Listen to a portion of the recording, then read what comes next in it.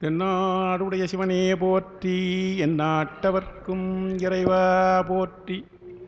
ஏகம்பத்துரையந்தாய் போற்றி, பாகம் பெண்ணுருவானாய் போற்றி. திருச்சிற்றம்பலம்.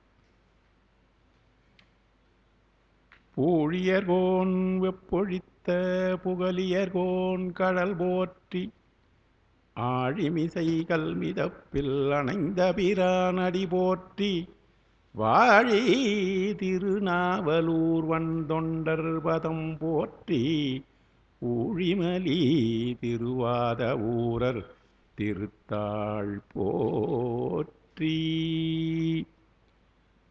எல்லாம் வல்ல தில்லைக்கூத்தனுடைய திருவருளாலும்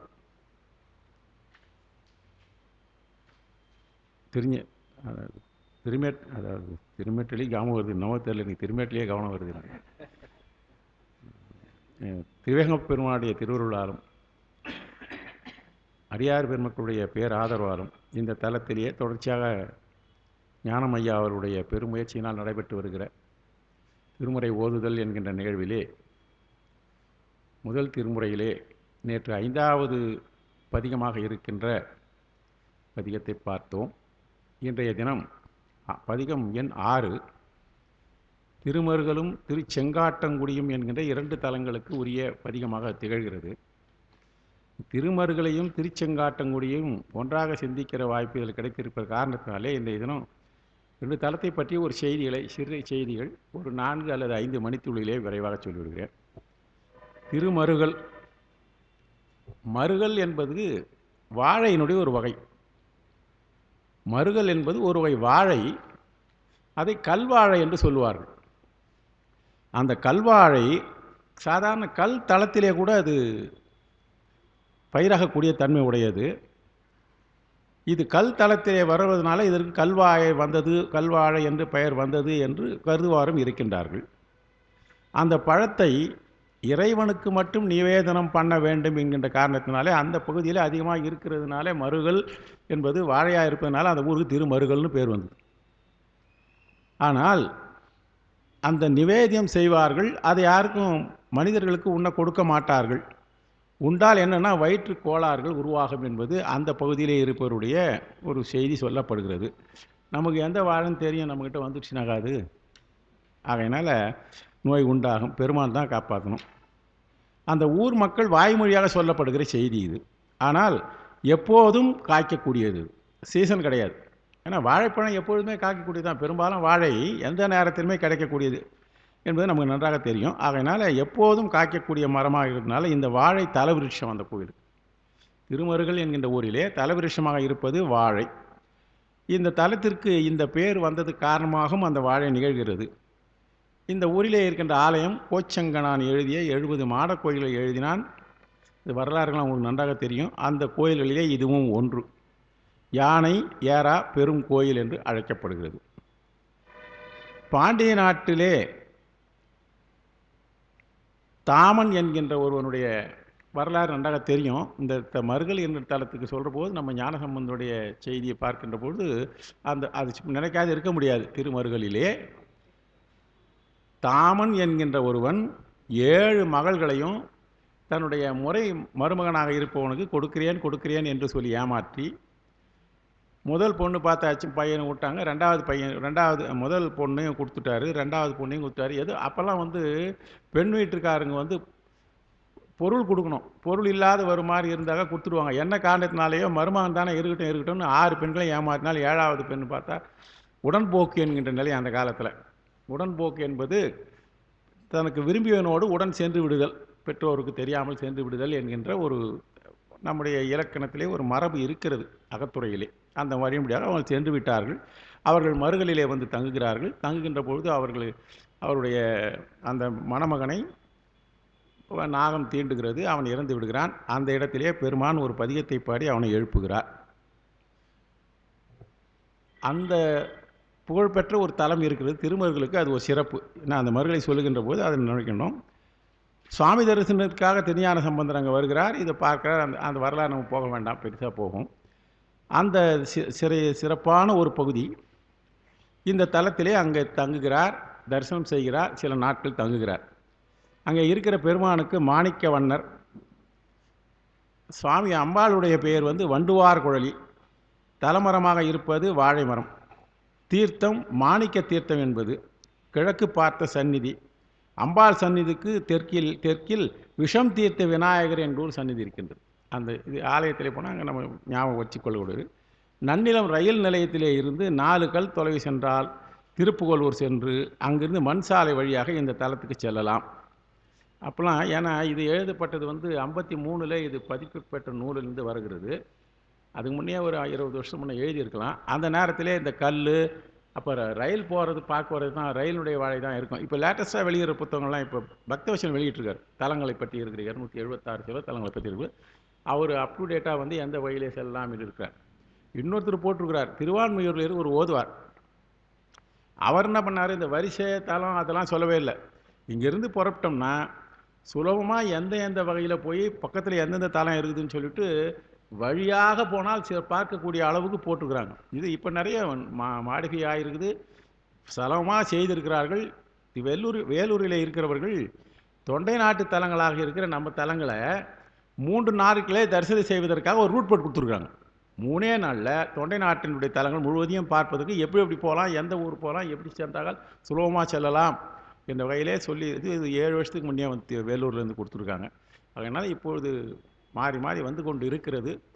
அந்த வகையிலே இந்த தலங்களுக்கு செல்வதற்கு அடுத்தபடியாக திருச்செங்காட்டங்குடி.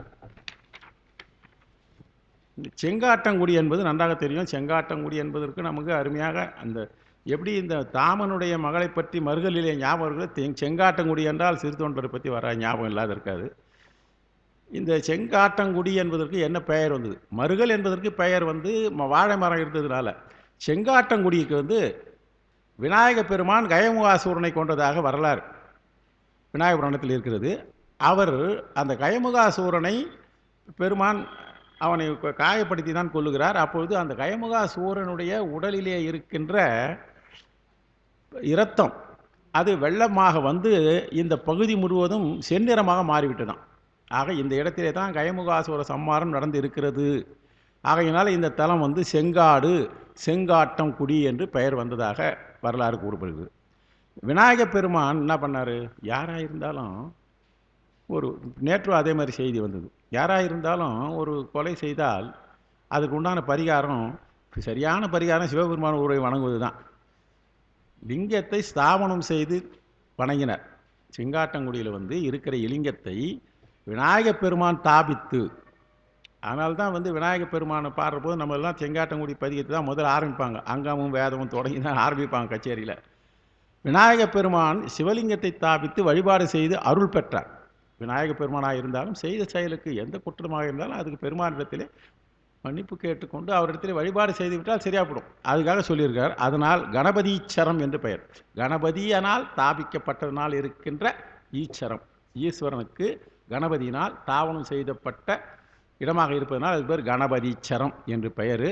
இந்த திருக்கோயிலுக்கு இந்த பெயர் வந்திருக்குது. இப்போ செங்காட்டங்குடி ஊர் பேர், கணபதீச்சரம் கோயிலுடைய பெயர். ஊர் பேர் தலைமை. சில இடங்களிலே அது மாதிரி அமைக்கிற வழக்கம் இருக்கிறது. ஆகையினால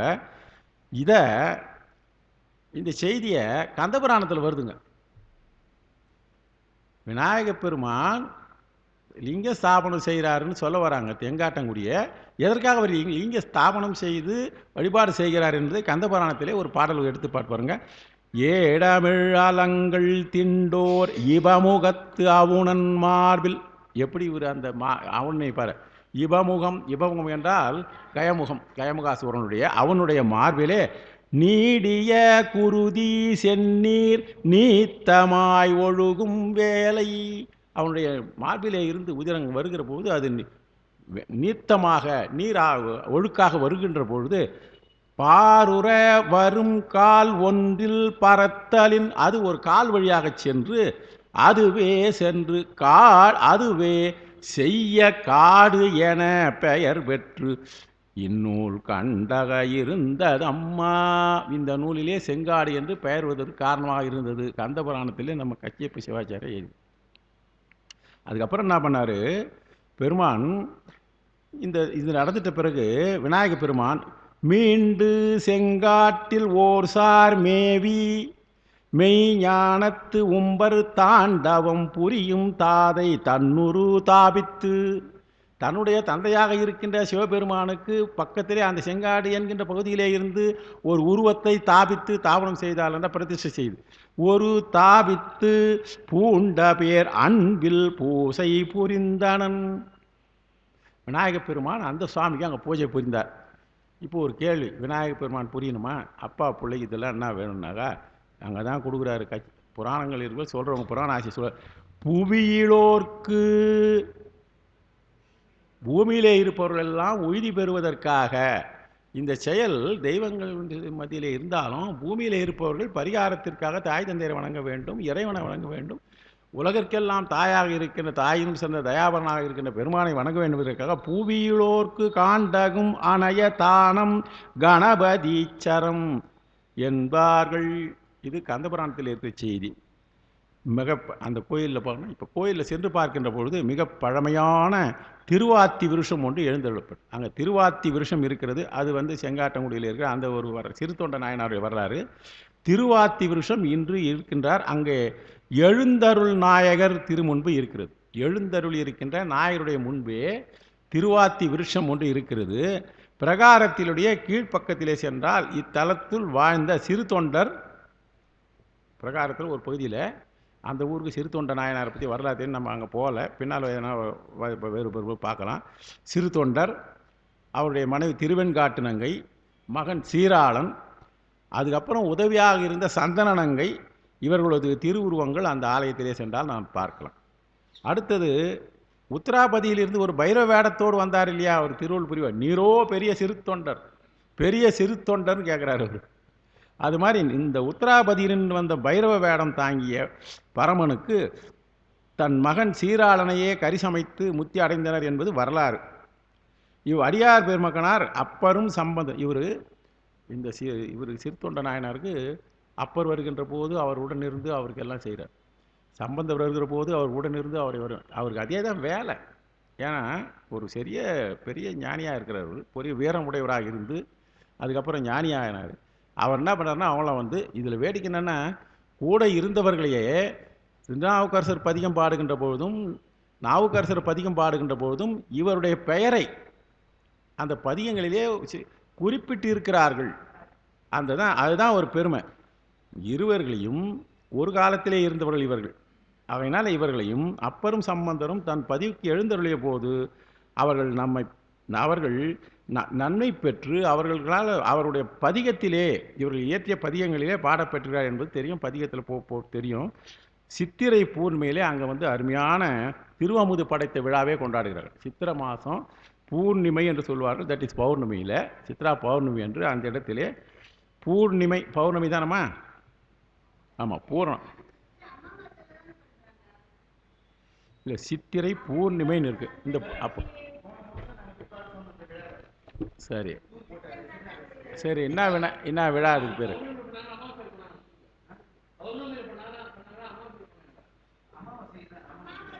சரி, அப்போ இது தண்டபாணி தேசியருடைய உரையில் இருக்கிற வார்த்தை பூர்ணிமை.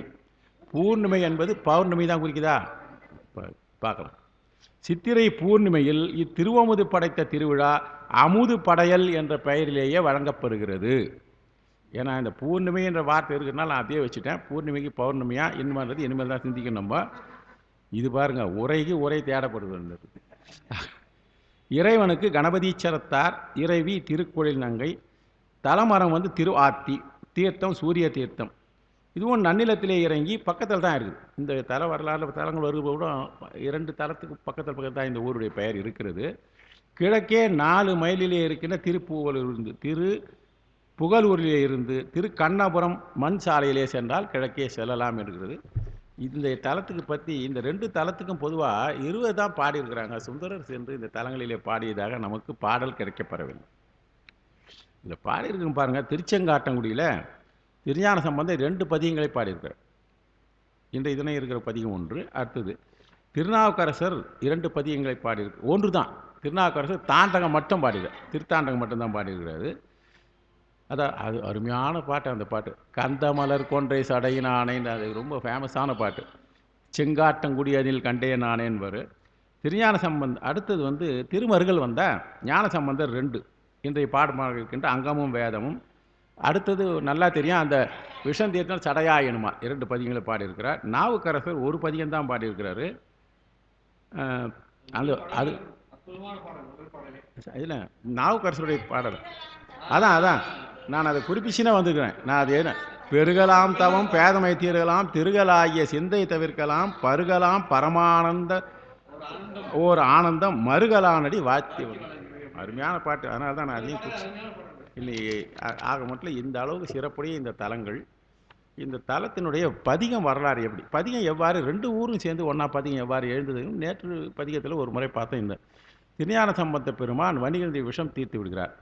அங்கிருந்து சில நாட்கள் அங்கே திருமருகிலே எழுந்தல் இருக்கிறார், தங்கி இருக்கிறார். அங்கே தங்கி இருக்கின்ற போது சிறுத்தொண்ட நாயனார் வர்றார். சிறுத்தொண்ட நாயனார் ஏற்கனவே சிறுத்தொண்ட நாயனாருடைய ஊருக்கு இவர் சென்று வந்து விட்டார். அங்கிருந்து வந்த பிறகுதான் திருமருகல் வருகிறார். ஆனாலும் சிறுத்தொண்ட நாயனாரும் அங்கே உடன் வந்து தமது ஊருக்கு மீண்டும் வர வேண்டும்னு கூப்பிட்றார். அப்படி கூப்பின்ற போது பிள்ளையார் என்ன பண்ணுறாரு, மற்ற தலங்களையெல்லாம் சென்று வழிபட வேண்டும், உங்கள் தலம் தான் வந்திருக்கிறேன்னு அப்படின்னு மனசில் நினச்சிட்டு திருவுள்ள குறிப்போடு ஒரு முறை வந்துட்டோம் இருக்கட்டும் அப்புறம் வரலாம் அப்படின்னு சொல்லிட்டு திருவுள்ள குறிப்போடு என்ன பண்ணுறாரு, திருமருகல் உள்ள ஆலயத்துக்கு போகிறார். இவர் இப்படி கூப்பிட்றாரு. ஆனால் மனசில் தான் திருவுள்ள குறிப்பு தான் அவருக்கு இருக்குதான். சேக்கிழார் அருமையாக பதிவு பண்ணுறாரு. இந்த குறிப்போடு அப்படி உள்ள நுழைஞ்சு போய் சாமிக்கிட்ட போகிறாராம். எப்பவுமே தொண்டருடைய குறிப்பு என்ன இருக்குதுன்றதுக்கோ அதுக்கு என்ன தீர்வுன்றதை பெருமானை காமிச்சிடுவார். இவர்களுடன் சென்று நான் அமருகின்ற தன்மை எப்பொழுது வரப்போதோ அப்படின்னு நினச்சிக்கின்னு திருவாரூரில் போய் பெருமானை வணங்குகின்ற போது அவர் என்ன பண்ணார், நீ என்ன மனசில் நினைக்குதுன்னு தெரியுதுரா, நீ இவர்கள்லாம் எப்படிப்பட்டவங்க, அவங்க எப்படிப்பட்டவங்கன்னு சொல்லி தொண்டருக்கு தொண்டராம் புண்ணி உனக்கு கிடைக்கும்னு சொல்லி அருமையாக சொல்கிறார் பாருங்க. அதான் அந்த மனசில் நினைக்கிறாராம். உள்ள நெறி மருகலானை போற்றி திருக்கோயில் சென்றார்கள். அப்போது மருகப்பெருமான் என்ன பண்ணாராம், திருச்செங்காட்டங்குடியில் இருக்கின்ற கணபதீஸ்வரத்திலே இருக்கின்ற கோலத்தை அவர் காட்டினார். ஏன்னா கணபதீஸ்வரத்தில் ஏற்கனவே இவர் பார்த்துட்டாரு.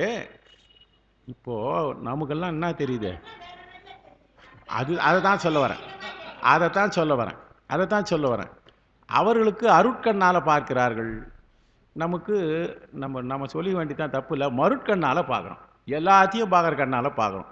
அவங்க ஒரே குறிக்கோளோடு எதை பார்த்தாலும் இறை உணர்வோடு பார்க்கிறார்கள். அதுதான் நான் நமக்கெல்லாம் பார்த்தா எல்லாம் ஒரே லிங்கமாக தான் தெரியும்.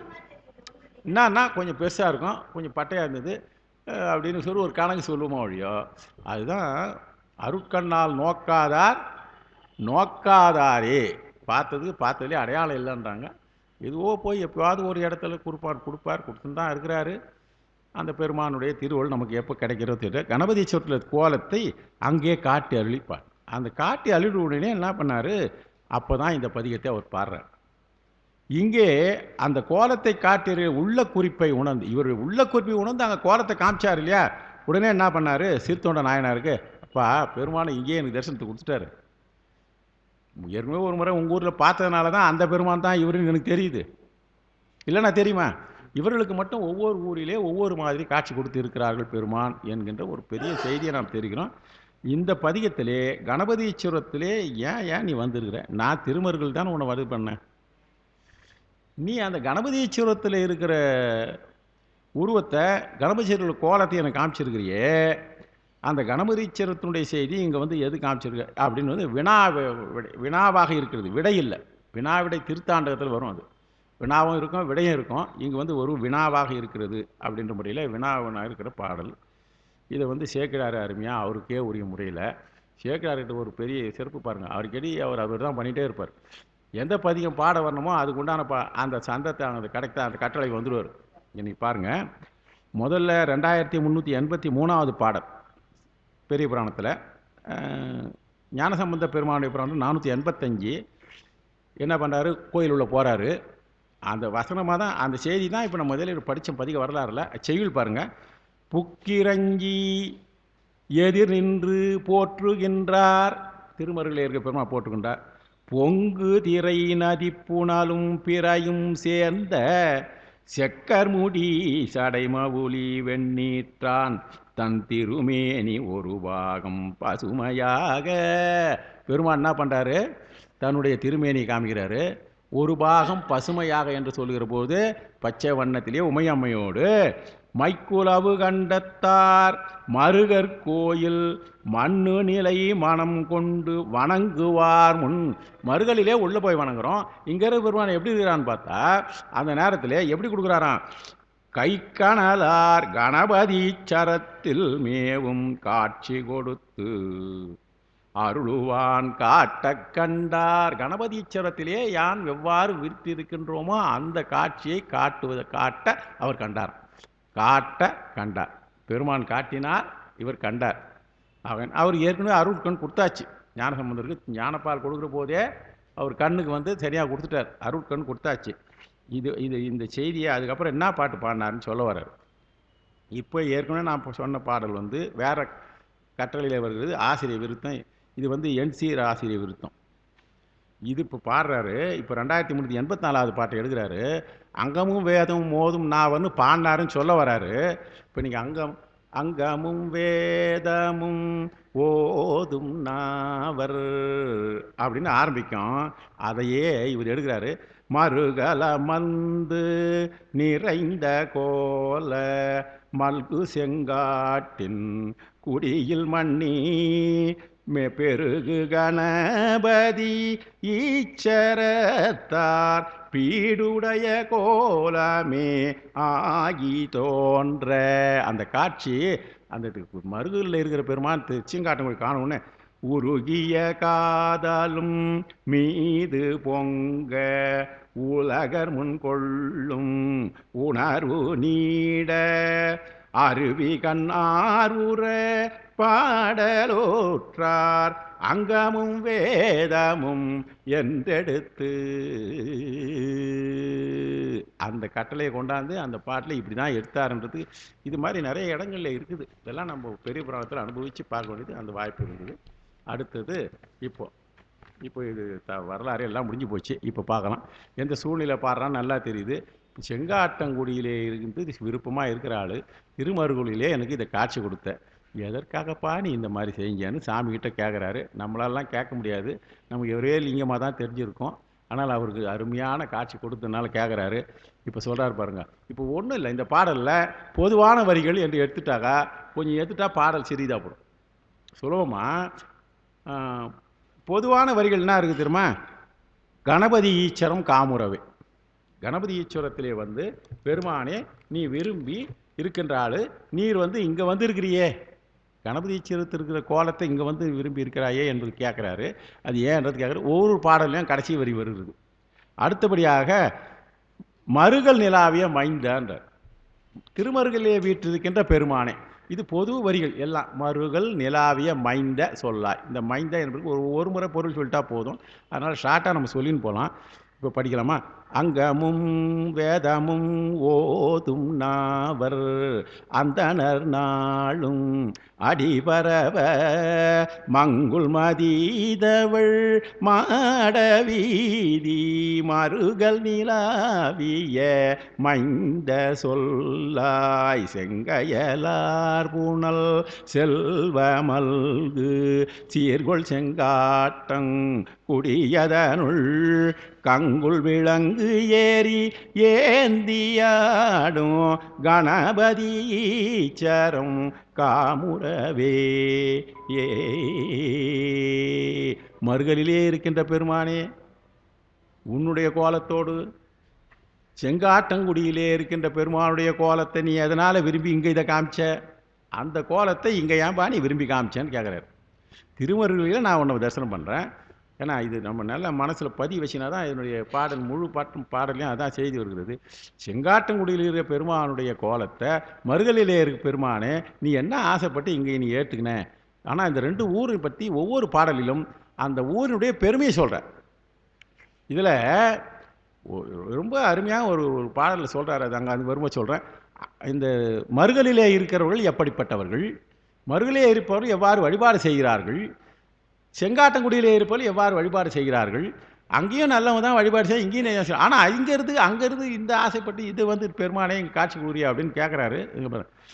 அங்கமும் வேதமும் ஓதும் நாவர். அங்கம் என்பது வேதத்தினுடைய அங்கம், வேதத்தை ஓதுவார்கள். வேதத்தினுடைய அங்கத்தை ஓதுகிறார்கள். திருமுறையை ஓதுவார்கள் பெரும்பாலும், திருமுறையுடைய பொருளையும் சில இடங்களிலே ஓதுவார்கள். இப்போ நம்ம திருமுறையின் பொருளை ஓதிங்கிறோம். வேதத்தினுடைய பொருளாக இருப்பது தான் வேதத்தின் விரிவு வேத அங்கம். வேதத்தினுடைய அங்கம், அதாவது வேதாங்கம் சொல்வார்கள். 6 அங்கங்கள் இருக்கிறது. நிருத்தம், சிக்ஷை, கற்பம், சந்தஸ், வியாக்கரணம், சோதிடம், வேத அங்கங்கள். இந்த செய்திகள்லாம் உங்களுக்கு இதுக்கு மேலே அது சொல்லி போனால் அது தனியே ஒரு நாள் வேதம் ஆகமம், ஒரு நாள் தனியாக கொடுத்தீங்கன்னாக்கா வேதம் ஆகமம் ரெண்டுத்தையுமே நம்ம 1.5 மணி நேரம் பேசலாம். வேதத்தை பற்றி ஆகமத்தையும் சுருக்கமாக அதில் 1.5 மணி நேரத்தில் கொஞ்சம் தான் பேச முடியும், செய்திகள்லாம் இருக்குது. அதனால் நம்ம அங்கே போவோம்னா வியாக்கரணம், சோதிடம் என்கின்ற 6 அங்கங்கள். இந்த வேதம், வேதத்தினுடைய அங்கங்கள் இவற்றையெல்லாம் படித்தது மட்டுமல்லாமல் எந்த இடத்திலே எவ்வாறு அதை பிரயோகம் பண்ண வேண்டும், ஓத வேண்டும் என்று சொல்லுகின்றி வேதத்தையும் வேதத்தினுடைய அங்கங்களாக இருக்கின்ற மற்ற அவைகளையெல்லாம் சரியாக ஓதிக்கொண்டிருக்கின்ற நாவை உடையவர்கள். அந்த பகுதியில் இருப்பவர்கள் அந்தணர்கள் வேதத்தை கற்றல் ஓதுதல் என்கின்ற இரண்டையும் செய்து கொண்டு இருக்கிறார்கள். அவர்கள் எப்படி பண்ணுறாங்களாம்? நாளும் அடி பரவுகிறார்கள். இதுதாங்க ஒவ்வொரு இடத்துலையும் நம்ம ஸ்ட்ரெஸ் பண்ணுவார். நீ நாளும் நினை நெஞ்சேனும். நாளைக்கு பார்த்தோன்னா யார் கண்டார் வாழ்நாளும், அதுக்கப்புறம் போனால் கண்ணாமண்ணான்னு திட்டுவார். அதனால அங்கமும் வேதமும் ஓதும் நாவர் அந்தனர் நாளும் அடிபர தவறாமல் ஒவ்வொரு நாளும் உன் அடியை பரவி கொண்டிருக்கிறார்கள். எந்த ஊரிலே இருக்கிறார்கள் என்றால் மங்குல் மதித்தவள் மாட வீதி. மாடங்கள் என்றால் அங்கே இருக்கிற மாளிகைகள், மதித்தவர்கள் என்றால் மாடங்கள் அதி உயரமாக இருக்கின்ற காரணத்தினாலே அங்கே மேகங்களும் சந்திரனும் உலாவிக் கொண்டிருக்கிறது. மேகங்கள் சந்திரங்கள் இரண்டும் காட்சி கொடுக்கின்ற உயர்ந்த மாடங்களை உடையதாக இருக்கின்ற வீதிகள் உடைய மருகளுடைய ஊர் சிறப்பை சொல்கிறாரு. மாடங்கள் இருக்க வேண்டும், மாளிகைகள் இருக்க வேண்டும், உயர்ந்ததாக இருக்க வேண்டும். உயரத்துக்கு ஒரு குறிப்பு சொல்ல வேண்டும். வானளாவிய மாடம் என்று சொல்வார்கள் இல்லையா, வானளாவிய மாடங்கள் இருக்கிறது, அங்கே மதி தவழ்ந்து கொண்டு இருக்கிறது என்று சொல்லுங்கன்னா அந்த இடத்துல மருகளில் இருக்கின்ற மருகளில் இருக்கிற பெருமானே. ஒவ்வொரு பாடலையும் 2 வரியில் மருகள் நிலாவிய மைந்த சொல்லாய் தான் பெருமானே. இப்போ ஒரு கேள்வி கேட்குறேன், உனக்கு சொல்லு. செங்கயலார் பூனல் செல்வ மல்கு சீர்குள் செங்காட்டம் குடியதனுள். செங்கயல் ஆர்புணல் செல்வம் மல்கு சீர்குள் செங்காட்டங்குடி. இப்போ இதுக்கு இந்த மருகளுக்கு சொல்லிட்டாரு, அந்த நாடுகளை பற்றி சொல்லிட்டாரு. பெரும்பாலும் அந்த நாள் தான் நிறைய இந்த பாடங்களை சொல்ல போகிறாரு. செங்கயல் ஆர்புணல் சீர்குள். இப்போ செங்கயல் என்றால் மீனுக்கு பேர். செங்கயல் ஆர்புணல் செல்வம், மீன்கள் நிறைந்ததாக இருக்கின்ற நீரை உடையதாக இருக்கு. அப்போது நீர் இருக்கின்றது, நீர் நல்ல சதாசர்வகாலம் ஒரு நாளைக்கு தண்ணி வந்தனாக்கா அதில் மீன் வந்துடும். மீன்கள் இருக்கணும் செம்மையாக. கயல் என்கின்ற மீனினுடைய ஒரு வகை. அவைகள் நிறைந்து இருக்கின்ற புனலும் நிறைந்து இருக்கிறது, கயல்களும் இருக்கிறது. அப்படிப்பட்ட இப்போது ஒரு நாட்டினுடைய சிறப்பு சொல்ல வேணும்னா நீர் வளம். அதனால தான் வரப்புயரன்னு அந்த அம்மா சொல்லிட்டாங்க. ஒரே வார்த்தையில் வரப்புயரன்னு சொன்ன ஒரே வார்த்தையில் அடங்கிட்டாங்க. நீர் வளத்தை முதல் எடுக்கிறாரு. செங்கயல் ஆர்புணல், கயல் மீன்கள் வாசம் செய்கின்ற நீர் வளங்களை உடையதாக இருக்கின்றது. அதுதான் செல்வம். நீர் வளம் இருந்தாலுமே அந்த பகுதி சிறந்த செல்வம் உடையதாக இருக்கும். செல்வம் மல்குதல் என்றால் நிறைந்திருத்தல், தேவையான அளவுக்கு இருக்கிற செல்வம். சீர்குள் சிறப்பு கொண்டு இருக்கிறது, வயல் இருக்கிறது, செல்வ சிறப்பு இருக்கிறது. ஆகையினால் அந்த பகுதி சீர்கொண்டதாக இருக்கின்றது. செங்காட்டங்குடி, அந்தப்படி செங்காட்டங்குடியனுள் கங்குள் விலங்கு எரி ஏந்தியாடும் கணபதி ஈச்சரம் காமுடவே. இந்த எல்லா பகுதிகளிலும் கடைசி வரியில தான் சொல்றாரு, பெருமான் கணபதி ஈச்சரத்தில் இருக்கிற பெருமான் எரியேந்தி ஆடுகிறது செய்தி தான் நிறைய சொல்றார் ஒவ்வொரு பாடலிலும். கங்குல் என்றால் இரவு, நள்ளிரவில் நட்டம் பயின்றாடும் நாதினே சொல்லுவாங்க. கங்குல் விலங்கு எரி என்றால் கையிலே ஏந்தி கொண்டு இருக்கின்ற எரியை ஆடுகின்ற பெருமான். எரியோடு சேர்ந்து தன்னுடைய நடனத்தை ஆடிக்கொண்டிருக்கின்ற பெருமானே, அந்த கணபதி ஈச்சரத்திலே இருக்கின்ற பெருமானுடைய கோலத்தை இங்கே இருக்கின்ற நீ எவ்வாறு எனக்கு காட்டுக? ஏன் அந்த கோலத்தை நீ ஆசைப்பட்ட பெருமானை, மருகளிலே இருக்கிற பெருமானை என்று சொல்கிறார். ஒவ்வொரு பாடலும் அதை வரும்போது அந்தனர் அடிபரவ மருகள் நிலாவிய மைந்த. ஷார்ட்டாக சொல்லணுன்னாக்கா அந்தனர்கள் வழிபாடு செய்யும் வகையிலே மருகளிலே வீட்டில் இருக்கின்ற பெருமானே. இதுதான் கேள்வி. கணபதி ஈச்சரம் காமுரல் சொல்லாய், மருகளில் இருக்கிற பெருமானே அந்த வேஷத்தை நீ ஏன் அங்கே போட்டேன்னு கேட்குறது தான். அது ஷார்ட்டாக சொல்ல வேணாங்க இப்போ. அதனால் இது அடுத்தது மங்குல் மதித்தவள் மாடன்னு ஒரு வந்திருக்குது. உயர்வு குறித்தது. இந்த எது மங்குல் மதிதவழ் மாடம் என்றால் மேகங்களும் சந்திரனும் தவழும்படியாக இருக்கின்ற மாடம் என்றால் உயரத்தை குறிப்பதற்காக அந்த செய்தி வந்து நம்ம அவர்களை சொல்லிட்டோம்ல. இறைவரே. அடுத்தது மைந்துன்னு ஒன்று வார்த்தை வரும், எல்லா பாட்டிலையும் வருது. இந்த மைந்து என்றால் வலிமை உடையவர். மைந்து என்றால் வலிமை உடையவர், வல்லமை உடையவர், வல்லமை உடைய பெருமானே. அடுத்தது காமுறவு என்றால் விரும்பி இருந்த தன்மை. காமுறுதல் என்றால் இங்கே விரும்பி இருந்தல். காமுறுதல் விரும்பி இருந்த தன்மை. கணபதி ஈஸ்வரத்தில் விரும்பிய கோலத்தை இங்கு மருகிற்கொண்டது என்ன? அடுத்தது இந்த முதல் பாட்டுக்கு இந்த விளக்கம் சொல்லிட்டு அடுத்த பாட்டும் அதே சொல்லணும். நெய்தவள் மூவெறி காவல் ஓம்பு நேர்புரி நான் மறை. சாரி, கரெக்ட், நூல்தாரு நான் தான் படித்தேன். நெய்தவள் மூவேரி காவல் ஓம்பு நேர்புரி நூன் மறையாளர் ஏத்த மைதவள் மாடம் மலிந்த வீதி மருகல் நிலாவிய மைந்த சொல்லாய் செய்தவ நான் மறையோர்கள் ஏத்தும் சீர்கொள் செங்காட்டம் குடியதனுள் கைதவள் கூரேறி ஏந்தியாடும் கணபதி ஈச்சரம் காமுறவே. ஏ பாருங்க, நெய்தவள் மூயெரி காவல் ஓம்பு நேர்புரி நூன் மறையாளர். இப்போ அந்தணர்களை சொன்னார், வேதங்களை சொன்னார், அங்கங்களை படித்தார்கள் சொன்னார், நாவிலே அது நிறைந்திருக்குன்னு சொன்னார். அதன்படி அவர் காரியங்களை செய்து கொண்டிருக்கிறார். என்ன காரியன்றது இந்த பாட்டில் சொல்கிறார். நெய்தவள் மூயெரி, நெய் சொரிந்து வேள்விகளை செய்கிறார்கள். 3 வகையான வேள்வி என்று சொல்லுகிறார்கள். நமக்கு தெரியும், அக்னி காரியத்திலே 3 வகையான இது சொல்லியிருப்பாங்க. அது பின்னால் சொல்கிறேன் நான். காவல் நேர்புரி நூன் மறையாளர்கள். நூலிலே நூல் என்பது இங்கே அவர் அணிந்து வருகின்ற உபவீனம் என்று சொல்வார்கள், பூநூல் என்று சொல்வார்கள். தரித்திருளாக இருக்கின்ற அந்தணர்கள் என்ன செய்கிறார்களாம்? மறையோர் ஏத்த. இப்போ ஒவ்வொரு பாட்டிலையும் அந்தணர்கள் ஏற்றுவது எவ்வாறு ஏற்றுகிறார்கள் சொன்னார். இங்கே வந்து அக்னிகாரியம் செய்து எப்பொழுதுமே மறை வைத்து. இன்னொரு பாட்டை இன்னொரு சூட்சமாக சொல்கிறார். அது அங்கே வரும்போது சொல்கிறேன். நெய்தவள் மூயெரி காவல் ஓம்பு, அப்படிப்பட்ட ஊரில் இருக்கின்றவரே மைதவள் மாடம் மலிந்த வீதி என்று சொல்கிறார். இந்த 3 எரி என்று சொன்னதற்கு 3 எரி சொல்லுவாங்க. 3 வகையான எரி: ஆகவனியம், கார்கபத்தியம், தட்சிணாகினியம். 3 வகையான எரி. அந்த எரியிலே 3 வகை இருக்கிறது. அது அந்தணர்களுக்கு தான் தெரியும். நம்ம சாதாரணமாக எல்லாம் நமக்கு தெரிஞ்சு ஒரே எரி தான் தெரியும். அது கூட என்ன சார் எரி இதை புகை போட்டுட்டேன்னா கூட கற்பூரத்தை போட்டு தூள் தூளாக போட்டுட்டே இருப்பார். கொஞ்சம் கற்பூரம் வாங்கா சொல்லுங்கன்னு பக்கத்தில் இருக்கிறவங்க சொல்லுவார். உடனே இவன் என்ன 1/4 கிலோ வாங்கி கொடுத்தா இன்னும் வாங்கியாரின்னாக்கா என்ன பண்ணுறது, அப்பப்போ எரிய மாட்டேங்குதுன்னு ஒரு இடத்துல இந்த இதுலேயே ஒரு பதியத்தில் வருது பாருங்கள் அந்த எரியத்தை பற்றின. அக்னிகாரியம் செய்யும் அந்தணர்கள் வழிபடுகின்ற மருகள், அதிலே தவமுதியோர் கணபதி. அடுத்தது செய்தவ நார்மறை. இங்கே இவர் வராரு.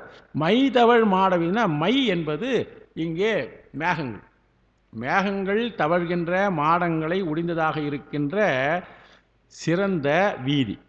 மாடம் மலிந்த வீதியாம். இப்போது மாடம் சொன்னார், மாட வீதின்னு சொன்னார் இல்லையா? இந்த பாட்டை என்ன பண்ணார்? அதே மாடத்தை சொல்கிறாரு, கூட என்ன சேர்க்கிறாரு? மாடம் மலிந்த வீதி என்றார். அப்படின்னா ஒரே ஒரு மாடம் இல்லைப்பா, மேகங்களாவிய வானளாவிய மேகங்கள் அதிகமாக நிறைந்திருக்கின்ற மாட வீதி மருகல். எப்படி அவங்க வாயிலேருந்து அந்த ஊர் சிறப்பை சொல்கிறாங்க பார்த்தீங்களா? இந்த மாதிரி தைரியமாக சொல்லக்கூடியது அப்படி தான் இருந்திருக்கும்.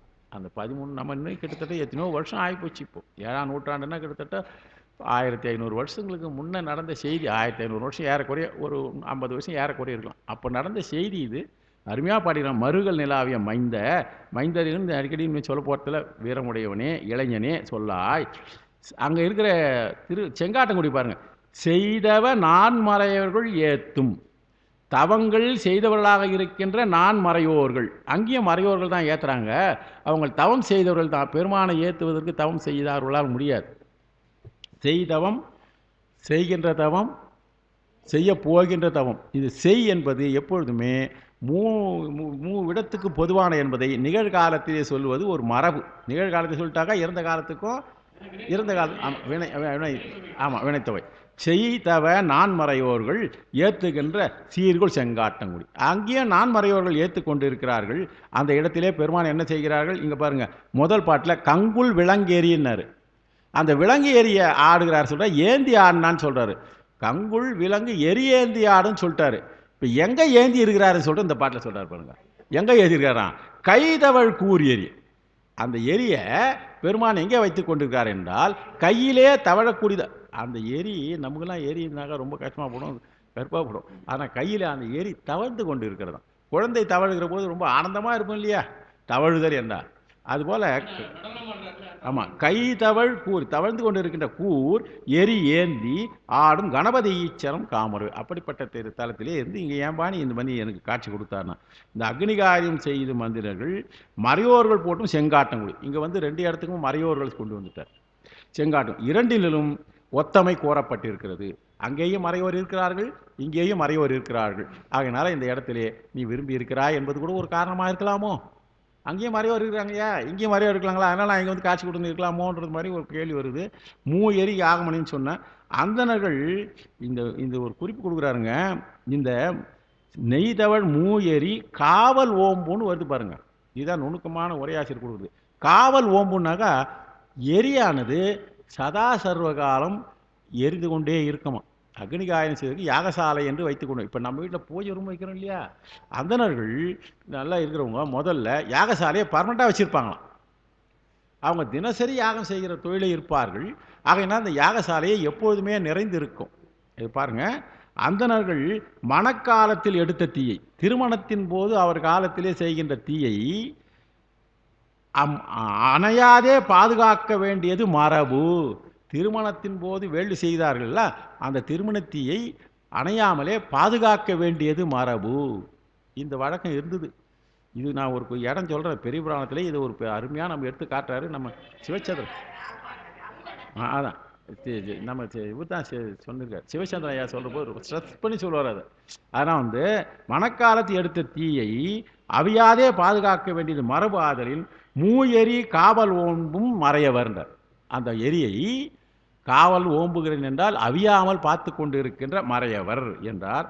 அந்த நேர் என்பது நேர்மை குறிக்கிறது. புரிநூல் என்பது 3 புரிநூல் திரிக்கப்பட்ட பூநூல். மை என்பது மேகம். மை தவழ் என்றால் மேகங்கள் ஓங்கி இருக்கின்ற. கைதவள் திருக்கது என்றால் திருக்கரத்திலே திகழ்வது. கை தவழ் என்றால் திருக்கரத்திலே திகழ்தல். பெருமான் திருக்கடலே மிக்க தீயாம் கூர் எரின்னு சொல்கிறார். சாதாரண இல்லையா, டூப்ளிகேட் ஒன்றும் வச்சு இல்லையா, கூர்மையான எரியது. மிக்க கூர் என்றால் மிக்க மிகுந்த தீயை ஏந்தி இருக்கின்றாருங்க. இந்த மை மேகம் தவழ்தல் இடையா வீழ்கின்றது. கை என்றால் கையில் ஏந்தியது. திருநீலநக்கர் இல்லத்திலே இந்த செய்தியை நமக்கு உங்களுக்கு எல்லாம் எல்லாருக்கும் தெரியுது. ஆனால் சில பேர் தெரியாதனால நான் சொல்லிடுறேன். திருநீலநக்கருடைய வீட்டுக்கு ஞானசம்பந்த பெருமான் செல்லுகின்ற பொழுது அவர் என்ன சொல்கிறாருன்னாக்கா, கூட வந்துக்கிற யாழ்ப்பாணர், அவர் பாணர் இல்லத்தை சேர்ந்தவர், அவர் பாணர் தானே, அவருக்கு இடம் கொடுக்கலாமா வானாமான்னு நினச்சிட போகிறேன்னு சொல்லிட்டு ஞானசம்பந்த பெருமான் திருநீலநக்கரை கூப்பிட்டு அவருக்கும் ஒரு தகுதியான இடத்த கொடுங்கோன்றார். அப்படியா, ஞானசம்பந்த பெருமானை சொல்லிவிட்டாரே என்று அவர் தனியாக போல அவருடைய மனைவியோடு சொல்கிறார். யாழ்ப்பாணர் கூடவே தான் சென்று வருகிறார்கள், அந்த மாதிரி தான் காப்பி எழுதுனாங்கன்னு செய்தி இருக்குது. 2 பேரும் ஒன்றா வந்தோடனே அவர்களை என்ன பண்ணார், இவர்களுக்கு பெருமானே வந்து இசைவு கொடுத்து விட்ட காரணத்தினாலே, இவர்கள் புண்ணியம் செய்தவர்கள் என்ற காரணத்தினாலே இவர்களை தன்னுடைய யாகசாலையில் கொண்டு வந்து படுக்க வச்சாங்க. யாகசாலையிலே படுக்க வச்சுன்னா இவர்கள் யாகசாலையிலே வந்து 2 பேரும் கணவன் மனைவியோடு இருக்கிறார்கள். வந்த உடனே ஏற்கனவே இந்த ஓம்புகின்ற தீன்னு சொன்னோம் இல்லையா, அது அக்னிகாரியம் செய்கிற போது தொடர்ந்து திருமணத்திலே இருந்த தீயை ஓம்புகின்ற தன்மை இருப்பதனால அங்கே இருக்குது. அது என்ன ஒன்றும் அப்படியே கணக்கணக்கணன்னு இருந்துகிட்டே இருக்கும். தேவையான பொழுது அது என்ன பண்ணுவாங்கன்னா, தேவையான சமிதிகளை போட்டு நெய்யை போட்டு செய்வாங்க. ஆனால் இவர்கள் சென்று அங்கே அமர்ந்து இருக்கின்ற பொழுது அந்த தீ நல்ல சுடர்விட்டு வலஞ்சுழித்து எரிந்தது என்று சேக்கடார் ஒரு இடத்துல சொல்கிறார். நம்ம அந்த பாட்டுக்கு அங்கே போகல, இந்த செய்தி எனக்கு ஞாபகம் வந்தது. அதனால் அப்படிப்பட்ட செய்தி வலஞ்சுழித்து எழுந்தது என்கிற செய்தி பெரிய புராணத்தில் சொல்லப்பட்டிருக்கிறது. ஆக இந்த அழல் ஓம்புதல் என்பதற்கு இவ்வளோ இருக்குது.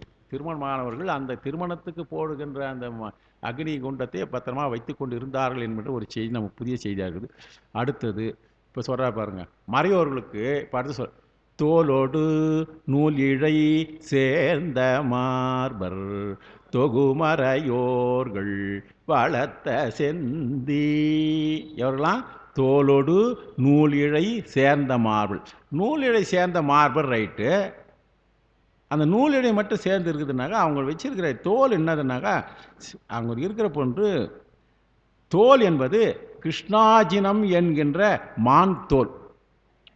ஆமாம், அந்த தோலோடு நூல் பூணூலில் அதுக்கு பேருனா கிருஷ்ணாஜினம் என்று சொல்லப்படுகின்ற பெயருடையதாக இருக்கின்ற மான் தோலையும் பூண்டிருக்கிறார்கள். எவ்வளோ குறிப்பு சொல்கிறார் பாருங்க. நமக்கு சாதாரணமாக நம்ம படிக்கிற போது இந்த இவ்வளோ செய்திகள் தெரிஞ்சதுக்கு வாய்ப்பே இல்லை. தோலோடு நூலிழை சேர்ந்த மார்பு, அவங்க பூநூலிலே இந்த கிருஷ்ணார்ஜுனம் என்று பெயர் பெற்றதாக இருக்கின்ற மான் தோலையும் சேர்த்து அணிந்து கொண்டிருக்கின்றவர்கள் தொகு மறையோர்களாம். கொஞ்சமா இல்லை, கூட்டம் கூட்டமாக இருக்கிற மறையவர்கள், தொகு மறையோர்கள் வளர்த்த செந்தி, அவர்களால் வளர்க்கப்படுகின்ற செந்தி மால் புகை போய், அவர்கள் தீ வேட்கின்ற பொழுது புகை வருகிறது. புகை எதனால் வருகிறது என்றால் சரியாக எரியவில்லை என்பதனால் இல்லை, அதிலே போடுகின்ற அவிர்வாகமாக இருக்கின்ற ஆகுதியினாலே புகை போய் விம்மு மாடவீதி, மாடவீதி எங்கும் அந்த புகையானது தவழ்ந்து கொண்டு இருக்கிறது. அப்படிப்பட்ட மாடவீதியை உடையதாக இருக்கின்ற மறுகளிலே வீற்றிருக்கின்ற பெருமானே மைந்த, அர்த்தம் சொல்ல போறதில்லை, மைந்த சொல்லாய். அடுத்தது சேல் புல்கு செங்கயல் சோலை சூழ்ந்த சீர்கொள் செங்காட்டங்குடி. இந்த சேல் புல்கு செங்கயல் சோலை சூழ்ந்த சீர்கொள் செங்காட்டங்குடி.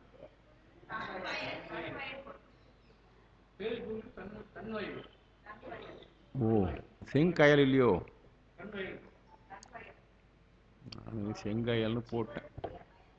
சரி சரி, நானே தப்பா எழுதிருந்தேன். தன் வயலா, குளிர்ச்சி பொருந்திய, குளிர்ச்சி பொருந்திய. நான் அதை கயல்னு சொல்லி அதுக்கு ஒரு பொருள் கொண்டேன், பார்க்கலாம். சேல் புல்கு என்றால் சேல் என்பது ஒரு மீன் வகை. மீன் வகை மீன்கள் உலாவுன்றதும் குளிர்ச்சி உடையதமாக இருக்கின்ற சோலைகள் சூழ்ந்து இருக்கின்ற சீர்கொள் செங்காட்டங்குடி. இந்த செங்காட்டங்குடியினுடைய வயல் வளத்தை சொல்லிட்டாரு. கால் புங்கு பைங்கழலார்களோடும், கால் புல்கு பைங்கழலார்களோ பைங்கழல் ஆற்களாடும், கால் புல்கு பைங்கழல் ஆர்க்க ஆடும் கணபதி ஈச்சனம். பெருமான் காலை உதைத்து நின்றாராம். ஆடுறதுக்கு ஒரு எவ்வளோ அளவு நடனம் ஆடுற போது சும்மா காலை உதச்சி கிதச்சி பெருமான் ஆட்டார. சாதாரணமாக ஆடுற போது தான் பரவாயில்ல, எரிய ஏந்தி கையில் ஆடுறாரு இல்லையா. கால் புல்கு காலை, இன்னொரு கால்ன்ற போது பெருமானுடைய திருவடியை குறிக்கிறதுங்க, திருவடியை.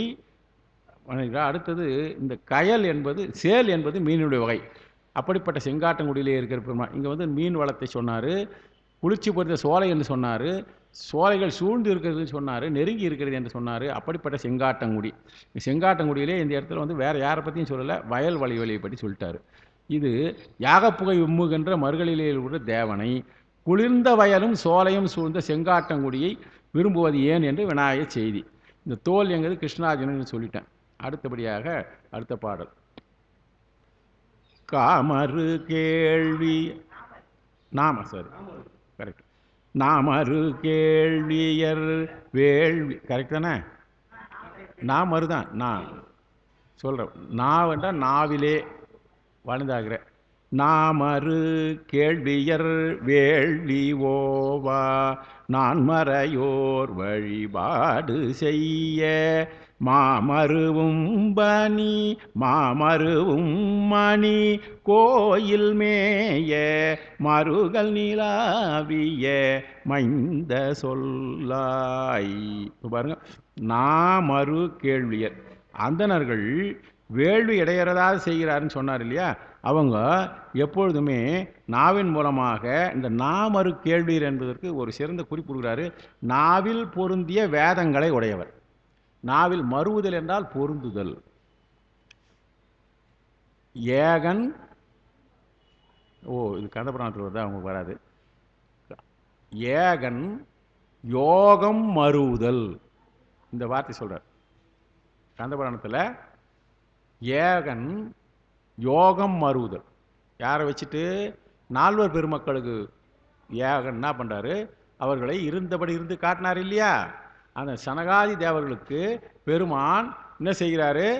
ஏகன் என்றால் பெருமான், யோகம் மறுவுதல் என்றால் அந்த யோகத்திலே ஆழ்ந்து இருக்கின்றான், பொருந்தி இருக்கின்றான். அருதல்டா யோகத்திலே பொருந்தி இருக்கின்றான். அதிலே பொருந்தி, யோகத்திலே பொருந்தி இருப்பதை விட்டுட்டு உமையவளையும் அறிவுமாறு, அந்த யோகத்தை கலைச்சிட்னாக்கா அவர் உமாதேவி இல்லாத இருக்கலாம் உமையோட மறுமாறு உன் கந்த மலர் கொடு சென்று சொரிவாய் என்று. இது எங்கே வரும் தெரியுமா? பிரம்மா விஷ்ணுக்கள் நம்ம மன்மதனிடத்தில் நீங்கள் போய் பெருமான் மேலே பானம் போடுன்னு சொல்கிற போது வருகிறது. இது சம்பந்த சரணாலோடைய பாட்டு, கந்தபுராணத்தில் பாட்டு இல்லை, சம்பந்த சரணாலய சுருக்கமாக எழுதியிருக்கிறாரு. அவர் எழுதினதில் ஏகன் யோகம் மறுவுதல் விட்டு உமையவளைய மறுவுமாறு உன் கந்தமலர் கொடு ஏவி வருவாயன்ன சொன்ன உடனே அவன் என்ன பண்ணான், ஐயோ பெருமான் மேலே போய் பானத்தை போட சொல்கிறீங்களே, இது என் வேலை இருக்காதுன்னு சொல்லிட்டு கரங்கோடொரு செவி மூடி அரண்பால் ஓதின்னு பெருமான் பேரை சிவசிவா இந்த வேலை எனக்கு விடாதப்பான்னு சொல்லி மன்மதன் சொன்னான் அப்படின்றத சம்பந்த சரணாலய சுவாமியுடைய பாட்டுது. இப்போ நாமறு கேள்வியர் வேள்வி ஆகனா நாவிலே மறுவுதல்றதுக்காக சொல்ல வந்தேன். மறுதல் என்றால் பொருந்தி இருத்தல், யோகம் மறுவுதல் என்றால் யோகத்திலே பொருந்தி இருத்தல். இங்கே வேதங்களிலே மருவி, நாவிலே மருவி கேள்வி. இந்த கேள்வின்னு ஏன் சொல்கிறார் தெரியுமா? நாவில் பொருந்திய வேதங்கள், அந்த வேதங்கள் கேள்வி என்றால் சுருதி, அது எழுத்துக்களை கிடையாது. மறுவுதல் என்றால் ஒத்துக்கிட்டு சொல்லி செவி வழியாக வருவதனால கேள்வின்னார். இந்த கேள்வி என்பதற்கு வேதம் சுருதி என்பதனுடைய மொழிபெயர்ப்பது. சுருதி என்பது கேட்கப்படுவது, எழுதப்படுவது அல்ல, வாய் வழியாக வருவது, வாழையடி வாழை என்று ஒவ்வொரு வாய் வழியாக வருகிறது என்கின்ற கருதி சுருதி என்பதை மொழிபெயர்ப்பு. அப்படிப்பட்ட நாமறு கேள்வியர் வேள்வி ஓவா என்றால் ஓவாமல் சிறிது கூட குறைபடாமல் தொடர்ச்சியாக செய்து கொண்டிருக்கின்ற நான் மறையோர்கள், 4 வேதங்களிலே பயின்றவர்கள் வழிபாடு செய்து கொண்டிருக்கிறார்கள். ஆக இந்த திருமருகளிலே அவர்கள் வழிபாடு செய்திருக்கிறார்கள். மருவும் மணி கோயில் மேய மருகள், அந்த மருகளிலே இருக்கின்ற ஆலயத்திலே இருக்கிறாரு. மருவும் மணி என்றால் மணிக்கோயில், மருவது என்றால் என்பது சிறப்பு, என்பது செல்வம். இது என்ன 2 விதமான கொள்ளலாம். என்பதற்கு பெரியது பெருமை என்பது இருக்குது. இன்னொன்று என்பது லட்சுமிக்கும் என்று பெயர், இலக்குமிக்கும் என்று பெயர். இப்போது 3 பேர் வருதுங்க. இதில் எது ஒன்றாலும் வச்சுக்கலாம் நம்ம. எப்படி பாருங்கள், என்பதற்கு பெருமை, இலக்குமி, மேகம், இந்த 3க்குமே தான் இது. இந்த 3மே வச்சு பாருங்கள்.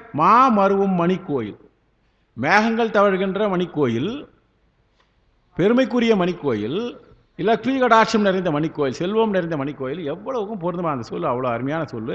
அப்படிப்பட்ட மருகளிலே இருக்கின்ற பெருமானே, தேமரு பூம்பொழில், தேன்கள் நிறைந்திருக்கின்ற மலர்கள் சிறந்ததாக இருக்கின்ற சோலைகள், பொழில் சோலை சூழ்ந்த சீர்கள் செங்காட்டங்குடி. செங்காட்டங்குடி இங்கே என்ன கொடுக்குறாரு?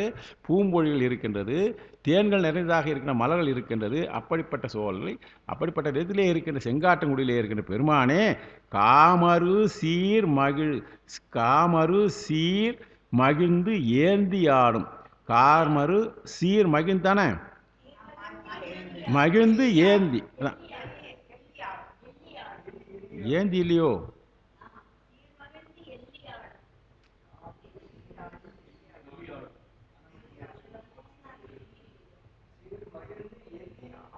கரெக்டு. சீர் மகிழ்ந்து ஏன்னா அது என்ன தெரியுங்களா, உங்கள் புக்கு ஓல்டு புக்கு இல்லையா, அதில் சில இடங்களில் கொஞ்சம் ஸ்லிப்பு எனக்கு. நான் இப்போ எழுதுகிற நேரம் கரெக்டாக சொல்லிடுறேன். நான் எழுதுகிற நேரம் அந்த 11லேருந்து 1 மணி வரைக்கும் உட்காந்து எழுதிட்டு இருப்பேன். அங்கே எப்படின்னாக்கா, எங்கள் வீட்டில் வாசிப்படிக்கு நேரம் இருக்கும். வாசிப்பு நேரம் அந்த பக்கம் லைட்டு வரும், அந்த பக்கம் ஜன்னல் இருக்கும், ஜன்னல் வழியாக லைட்டு வரும், பின்பக்கத்துலேயும் கொஞ்சம் லைட்டு வரும். இந்த 2ம் நடுவில் ஒரு டியூப் லைட்டு, அங்கே ஒன்று இந்த லைட் தான், அது எனர்ஜி ஷவர் லைட்டு, அது எரிஞ்சுன்னு இருக்கும். மேலே ஃபோன் இருக்கும், ஃபேன். இதில் என்ன ஆகுதுன்னா, கிளார் அடிக்கிறதுனால அது கரெக்டாக தெளிவாக தெரியறதில்லை. ஆனால் 1-2 பதிங்கள் தான் அப்படி பண்ணேன். அதுக்கப்புறம் இதை எடுத்துக்கினேன். இப்போ இதை ஜெராக்ஸ் போட்டு கொண்டாந்துருக்கீங்களா, ஒரு பெரிய புக்கிலேருந்து போட்டுருங்க. பெரிய புக்கு 7 திருமொழிகளையும் ஒன்றா சேர்த்து போட்டு வச்சுருக்காரு. அது 10 புக்கு வாங்கணும். எங்கள் கோயிலில் படிக்கிற போது இவர்கிட்ட இருந்து சொல்லி விமலா தான் வாங்கியாந்து கொடுத்தாரு வீட்டுக்கு. பையோடு வாங்கியாந்து கொடுத்தாரு. 10 புக்கு வாங்கினேன். ஏன்னாக்கா 10 பேர்கிட்ட கொடுத்து அப்படியே தேவாரம் தொடர்ந்து படிக்கிறதுக்காக கொடுத்தோம். அது நல்லா இருக்குது. அந்த புக்கில் அப்படியே ஒரு பேஜ் ஜெராக்ஸ் இருக்குது, வசதியாக இருக்குது. அது எதுக்கு சொல்ல வரேன்னா, அது மாதிரி பார்க்குற போது அந்த ஸ்லிப்பு வருது. ஆனால் தேமரு பூம்பொழில், எங்கள் வீட்டுக்காரன் என்ன சொல்லிடுவாங்கன்னா, உனக்கு கண்ணு சரியாக தெரியல, அதனால் நீ ஆப்ரேஷன் பண்ணிக்கோன்றாங்க. இன்னுமேவா போய் உடம்புல போய் ஆப்ரேஷன் பண்ணிக்கணும்? ஏதோ இது வரைக்கும் ஏதோ படிக்கிறேன்னா தப்பு தந்தவாதான் படித்தா கூட பரவாயில்ல, படிச்சிக்கலாம்.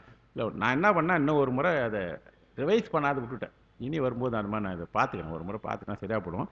தேமரு பூம்பொழில் சோலை தூழ்ந்த சீர்குள் செங்காட்டங்குடியனில் காமரு சீர் மகிழ்ந்து எள்ளி, எள்ளி என்றால் இரவிலே, எள்ளி என்றால் இரவில் ஆடுகின்ற கணபதி ஈஸ்வரத்திலே எவ்வாறு இப்போ ஆடுறதுக்கு எவ்வளோ அளவு சொல்லிக்கிறார் பாருங்க. இரவில் ஆடுவதுன்னு சொல்கிறாரு, சீர் மகிழ்ந்து ஆடுகிறான்னு சொல்கிறாரு. அப்படிப்பட்ட பெருமான் இங்கே இருக்கிறது. நாமரு கேள்வி என்பதற்கு அதான் சொன்ன, நாமரு கேள்வியருக்கு இன்னொரு உரையாசிரியர். இப்போ இதில் வந்து 2 பேருடைய உரையை நான் கொஞ்சம் கம்பேர் பண்ணியிருக்கேன். இந்த நாமரு கேள்வின்றதுக்கு இவர் கொடுத்தது நாமரு கேள்வி என்றால் நாவில் பதிந்த பொருந்திய கேள்வியர், நாவில் பொருந்திய கேள்வி, மறு கேள்வியர்னு கொடுத்தாரு. இவரே வந்து பெரிய புராண உரையாசிரியர் இந்த பதிகத்தை முழுஷா போட்டு இந்த பதிகத்தில் 2 பாட்டு மட்டும்தான் போடுவார். ஆனால் இந்த பதிகத்தில் இருக்கிற ஒவ்வொரு பாட்டுக்கும் சேர்த்து குறிப்புரைன்னு சிலர் கொடுத்துருப்பாரு. அதில் என்ன பண்ணிக்கிறாங்கன்னா, நாமரு கேள்வியர் என்றால் வழி வழியாக சொல்லப்படுகின்ற கேள்வி. அது வந்து ஏடுகளிலே மறுவாது. நம்ம கையில் எழுதுகின்ற அந்த ஏடுகளிலே மறுவாது. எங்கே மறுவது? வாய் வழியாகத்தான். அப்படியே ஒரு முறை அதுதான் சொல்லுவாங்க, வழி வழியாக சொல்லப்படுகின்றது. அப்படிப்பட்ட கேள்வியர் கேட்கப்பட்டு வரும் மறைவல்லவர். எள்ளி என்பதுக்கு இரவு சொல்லிட்டேன். வேதம் கேள்வி என்றது கேள்வி ஞானம்னு பேர். அது ஆமாம், வேதம் அதான் வேதம் மொழி சுருதி. வேதம் என்பதுக்கு சுருதி என்பதற்கு மொழிபெயர்ப்புன்னு ஒரு பொருள். இந்த சுருதி என்பது வேதம். சுருதின்னு அது ஏன் பேர் வந்ததுனாக்கா, அது வந்து வாய் வழியாக ஒருவரிடமிருந்து ஒரு வழியாக மொழி வழியாகத்தான் அது சுருங்கி வருகிறது காரணத்தினால இங்கே சுருதி என்பதனால் மொழிபெயர்ப்பு. சுருதி என்பதனுடைய மொழிபெயர்ப்பு.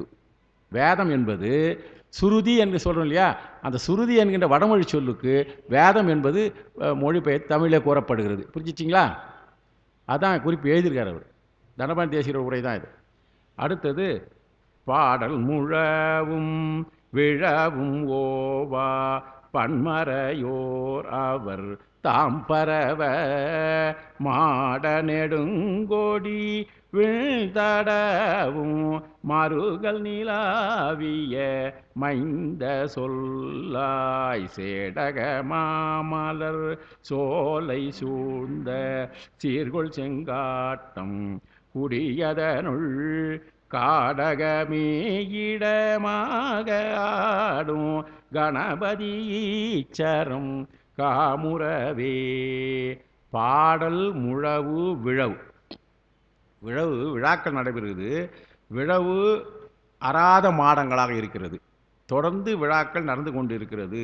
மறுகளில் இருக்கின்ற பெருமானே, விழவராத மாடங்களை உடையதாக இருக்கின்ற மறுகளில் இருக்கின்ற பெருமானே, காடகமே இடமாக நீ ஆடிக்கொண்டிருப்பது என்ன காரணம் சொல்லி என்று ஒரு கேள்வியாக விட்டுட்டாரு. இங்கே காமுறுதல் என்பது காடகத்திலே ஆடுவதற்கு விரும்புகிறாய் என்று. இதில் பொருள் பார்க்கணும்னா, இதில் செய்தி பாடலும் முழவும் விழாவும் இடையறாத மறுகள். என்னென்ன சொல்றாரு? பாடல், முழவு, விழா, இந்த மூன்றுமே தொடர்ச்சியாக நடைபெற்று வருகிற மறுகள்.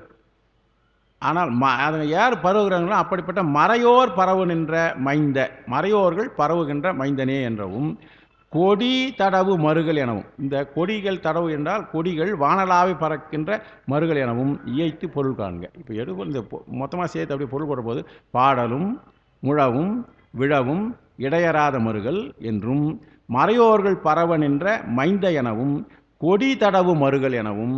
இந்த மறுகளுக்கு இருந்தால் எத்தனை சொல். கொடி தடவு மறுகள் என்றால் வானலாவே கொடிகளை உடையதாக இருக்குது, மாடத்தின் மீது கொடிகள் வந்து கட்டுவது ஒரு வழக்கம் எனவும் இயைத்து பொருள் காண வேண்டும். இப்படி பொருள் கொண்ட போது அந்த பிரித்து இந்த மாதிரி தொடர்ந்து பொருள் கொள்ளலாம். சேடகம் கேடகம் போலும் வட்டமாகிய மலர். அவருடைய குறிப்பில் தான் எழுதுகிறாரு. சேடகம் என்பது கேடகம் போலும் வட்டமாகிய மலர் என்று எழுதுகிறாரு. ஆடும் என்பது ஆடுதற்கு இடமாகிய இடம். இன்னொன்று வந்து சேடு சேடகம் என்பதை இவர் இப்படி பொருள் ஒன்று அல்ல.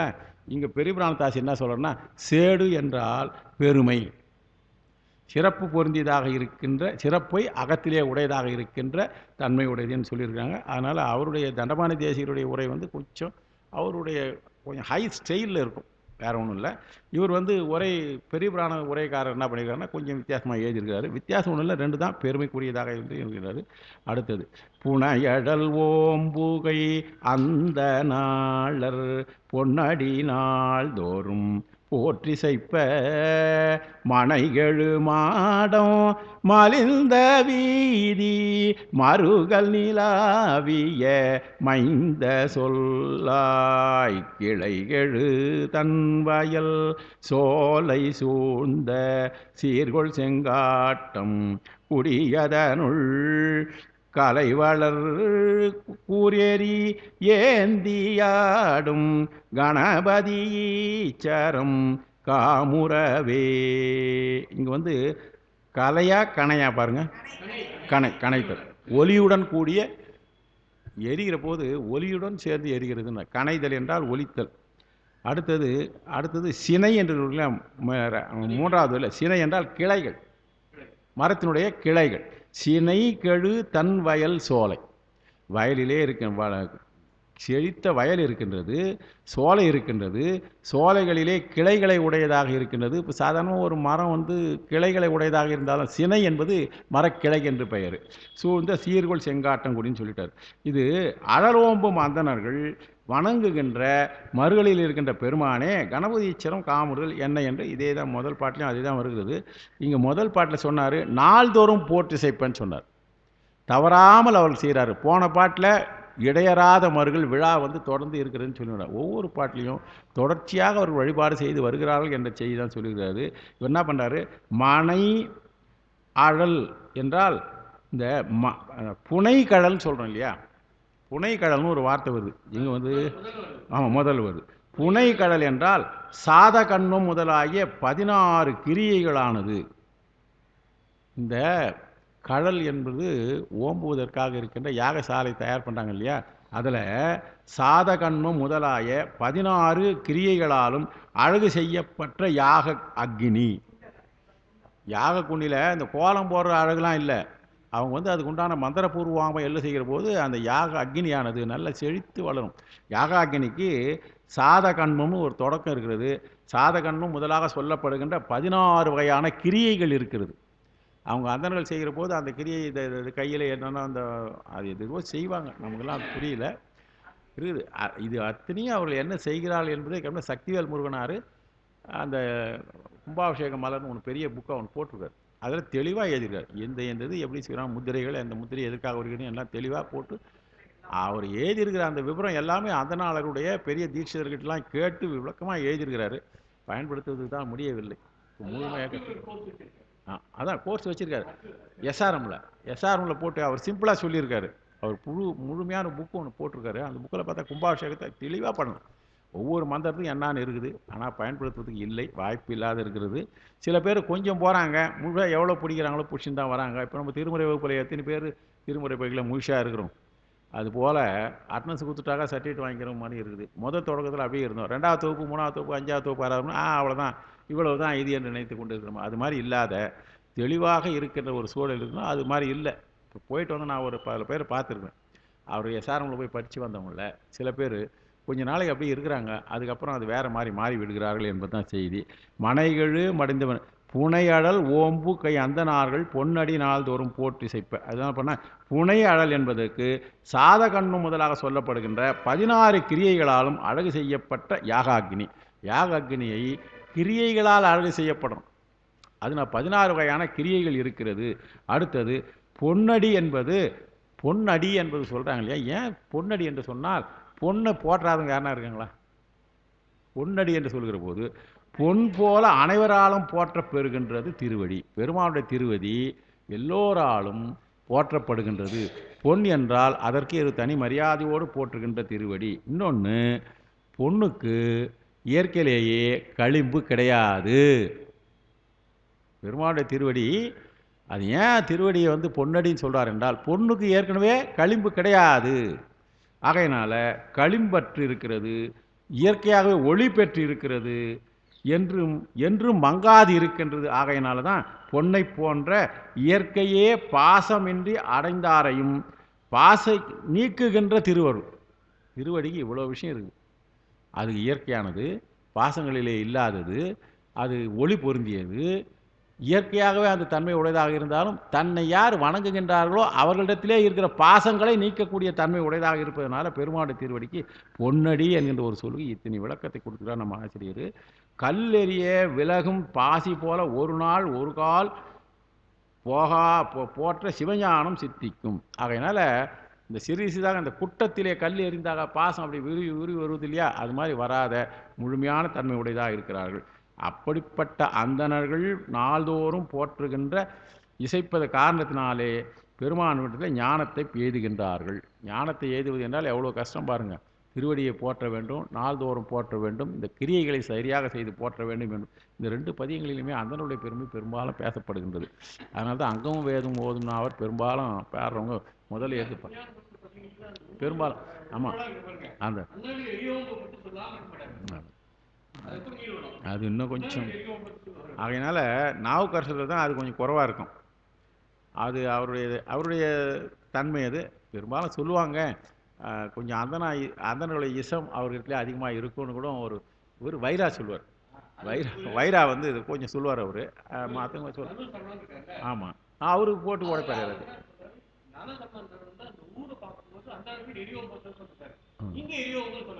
ஆமாம், அவருடைய அணுகுமுறை வித்தியாசம்.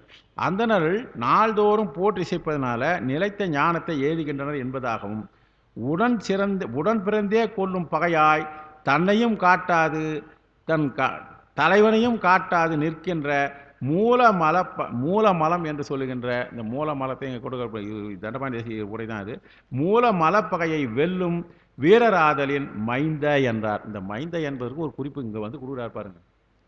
மைந்த என்றால் சிறந்த வீரராக இருக்கணும். மூலமலப்பகையை வெல்லுவதற்கும் பெருமாண்டத்தில் கிடையாது. இயல்பாகவே இதில் பாசங்களில் நீங்கியவன். ஆனால் தன்னை யார் வந்து அடைகிறார்களோ அவர்களுக்கு அந்த பாச நீக்கத்தை செய்கின்றவராக பெருமான் என்பதனால மைந்த என்றால் வல்லமை. அந்த வல்லமைக்காக மைந்த என்றார். வலிமை, சினை, கிளை, முளை. இந்த மைந்த என்பதற்கு வலிமைன்னு ஒரு பொருள் இருக்கிறது. சினை என்பது கிளை, ஏற்கனவே சொல்லிட்டேன். முளையுமாம். கிளை என்பதற்கு, சினை என்பதற்கு கிளையும் ஒன்று இருக்கிறது, முளையும் ஒன்று இருக்குது என்கின்ற முளைத்து தளிர் விடுதல் என்று சொல்கிறோம் இல்லையா, அது மாதிரி தன்மையுடையது. கணை என்பதுக்கு, கணை என்பது ஒரே சொல் இருக்குது, 2 பொருள் இருக்குது. மிகுதியாக இருப்பது கணை என்பதுக்கு மிகுதி. அடுத்தது ஓசை, கணைத்தல், ஓசை என்கின்ற இவ்வளவு. வந்துடுறோம் 8வது பாடம்.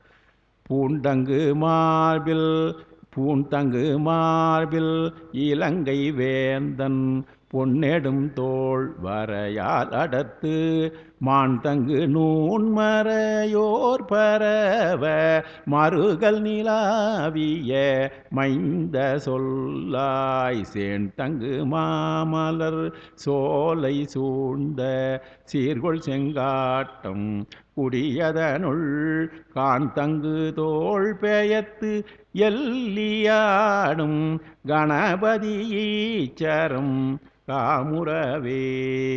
இந்த இடத்துல இந்த கடைசியில் இந்த பெருமான் நடனம் ஆடுகிறதுக்கு ஒரு அருமையான குறிப்பை கொடுக்குறாரு. இது வரைக்கும் இதை வச்சுட்டு இருக்கிற அந்த வச்சுக்கிறேன்னு சொல்லிட்டு கான் தங்கு தோள் பெயர்த்து. எல்லி என்பது இரவில் ஆடுவது போன பாட்டில் வந்துட்டு. கான் தங்கு தோள், காண்பதற்கு அழகு உடையதாக இருக்கின்ற. கான் என்பது அழகு என்ற ஒரு பொருள். அழகு தங்கியதாக இருக்கின்ற தோளை பெயர்த்து, அதிர வீசி ஆடுதல் என்று பேர், பெயர்த்து ஆடுகின்றது என்பது இந்த கான் தங்கு என்ற ஒரு தனி குறிப்பை இந்த பாடத்தில் சொல்கிறார். பெருமான் அழகு பொருந்திய தோள்களை காட்டி ஆடிக்கொண்டிருக்கிறார் என்பது. எல்லி ஆடுதல் கணபதி ஈஸ்வரர் அதை செஞ்சு போச்சு. அடுத்தது எல்லி என்பது இரவன் போன பாட்டில். பூன் தங்கு மார்பில். பூன் என்பது மார்பிலே அணியக்கூடிய அணிகள். பூன் என்பது பூணுதல். பூன், அந்த பூன் என்பது பூணுதல் என்கின்ற பொருளிலே தான் பூன் நூல். மார்பிலே அணிகின்ற அணிகளுக்கு பூன் என்று பெயர். இந்த பூன் என்பது பூணுதல் என்கின்ற வகையிலே இருக்குது. அதனால தான் பூநூல் என்று. இந்த பூன் என்ற அடிச்சொல்லிலே ஒருவிதான் நூல்கள் என்று நூலாக பூனை கொண்டு. இங்கே வந்து பூன் தங்கு மார்பில். இலங்கை வேந்தன் இல்லையா, அவனுடைய மார்பகத்திலே நிறைய, அதாவது பூன் என்பதற்கு சொல்கிறார் பாருங்க, பூண் என்பதற்கு வீரனாக இருப்பவனுக்கு, பேரரசனாக இருப்பவனுக்கு ஒரு சிறந்தனாக இருக்க அசுர வேந்தன் இல்லையா அவன். அதனால் அவனுக்கு அணிந்து கொண்டு பல அணிகள் இருக்குதான். இந்த அணிகளுக்கெல்லாம் பெயர் சொல்கிறாரு, மதானின்னு சொல்கிறார். முதல் எடுத்த உடனே ஒரு அணி வந்து மதானி, மூச்சுழி. மதானி என்பது ஒரு அணிகலன். மதானி முதலிய மார்பு அணிகள். இது பின்னால் என்னென்ன அணிகள்னு சொல்லலை. மதானி என்று சொல்லப்படுகின்ற அணி, தொடர்ச்சியாக அணியப்படுகின்ற, அணியக்கூடியதாக இருக்கின்ற மார்பணிகள், மதானி முதலியாக சொல்லப்படுகின்ற மார்பணிகள். அங்கே அடுத்தது இந்த பூந்தங்கு மார்பில் இலங்கை வேந்தன், அந்த மார்பில் உடையனாக இருக்கின்ற இலங்கை வேந்தன் பொன்னெடும் தோள் வரையால் அடர்த்து. அவன் பெருமான் என்ன பண்ணாரான், அவனுடைய ஒளி பொருந்திய நீண்ட தோள்களை எதால் அடர்த்தாரான். நான் போன பாட்டு கூட படிக்கிறது போனோம், வரையால் அடர்த்தாரான்.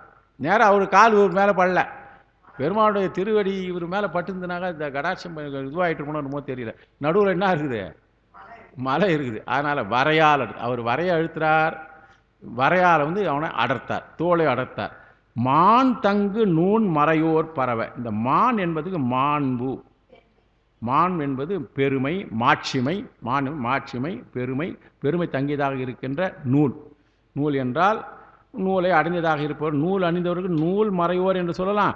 மான் தங்கு நூலிலே சிறந்தவராக இருக்கின்ற, வேதங்களிலே சிறந்தவராக இருக்கிற மறையோர்கள் என்று சொல்லலாம். ரெண்டு வகையாக கொள்ளலாம். அப்படிப்பட்டவர்கள் பரவ வழிபடும்படியாக மறுகொல்லிலே இருக்கின்ற பெருமானே, சேன் தங்கு மாமலர் சோலை சிந்தா உயர்ந்து வானலாவிய மலர் சோலை, மரங்களை உடையதாக இருக்கின்ற, மலர் சோலைகளை உடையதாக இருக்கின்ற சீர்கொள் செங்காட்டங்குடியிலே இருக்கின்றவர். கான் தங்கு தோல் பெயர்த்து எல்லியாடும் கணபதி ஈச்சரம். கான் தங்கு சொல்லிட்டு நான், காண்பதற்கு அழகாக இருக்கின்ற என்றால், கான் என்பதற்கு அழகு என்கின்ற ஒரு பொருளை வந்து அழகு தங்கப்பெற்றதாக இருக்கின்ற, காண கண் கோடி வேண்டும்னா அந்த அழகை பார்ப்பதற்கு கோடி கண் வேண்டும் என்று சொல்லுவாங்க. அந்த கான் என்பதற்கு அது. அடுத்தது சரியாக தான் போயிருமா டைமு, பரவாயில்லையா? இதை முடிச்சு இன்னும் ஒரு அந்தமும் ஆதியும் நான்முகனும் அரவணையானும் அறிவறிய மந்திர வேதங்கள் ஓதுனாவர் மருகல் நிலாவிய மைந்த சொல்லாய் செந்தமிழோர்கள் பரவியேத்தும் சீர்கொள் செங்காட்டம் குடியதனுள் கந்தமகில் பூகை, கந்தமகில் புகையே கமழும் கணபதீச்சரம் காமுறவே. பெருமானுக்கு வந்து அந்தமும் ஆதியும்.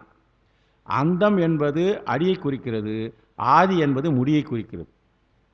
அடிமுடி தேடியதை சொல்றாரு இங்க. அந்தம் அடி, முடி தோற்றம், நான்முகனும் அரவணையானும்னார். இந்த நான்முகன் முதல்ல பிரம்மா வச்சாரு, அரவணையானுகளை திருமாலை வச்சாரு. இப்போ முதல்ல நான்முகன் எதை பார்க்க போனான், முடியை பார்க்க போனான். ஆனால் இங்கே முதல்ல அடின்னு வச்சிட்டாரு. அந்தமும் ஆதியம், இது இலக்கண செய்தி. இது அந்தமும் ஆதியம் என்றால் சில நேரத்திலே பொருள்களை வரிசையாக நிறுத்து அதுக்கு வரிசையாக சொல்வார்கள், அது நிரல் நிறைய என்று சொல்வார்கள். ஆனால் இங்கே வந்து என்ன சொல்லிருக்கா, எதிர் நிரல் நிறையா சொல்லியிருக்கிறார். அதுதான் அந்த செய்தி இங்கே ஞாபகம் வச்சுக்கணும். அந்தமும் ஆதியும் நான்முகனும் அரவணையானும் அறிவறிய மந்திர வேதங்கள் ஓதும் நாவல்.